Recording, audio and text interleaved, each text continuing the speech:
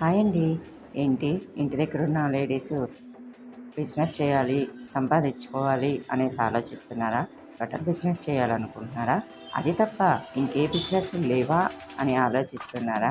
నేను మీకు ఒక్కో వీడియోలో ఒక్కో బిజినెస్ గురించి చెప్తాను. బట్టల బిజినెస్ అనంటే కొంచెం పెట్టుబడి పెట్టాలండి.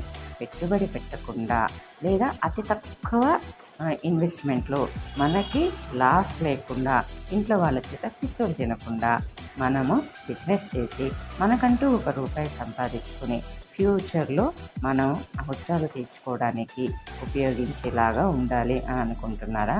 అయితే ఒక్కో వీడియోలో ఒక్కో దాని గురించి చెప్తాను. అందరూ బట్టల బిజినెస్ చేస్తే కొనేవాళ్ళు ఎవరు ఉంటారు? పోనీ లాస్ట్ని భరించేది ఎంతమంది? ఇంట్లో వాళ్ళ చేత తిట్లు తినకుండా ఉండేది ఎంతమంది? సో బట్టల బిజినెస్సే కాకుండా ఏ బిజినెస్ చేయొచ్చు అనేది ఫర్దర్ వీడియోస్లో చెప్తాను. ఓకేనా?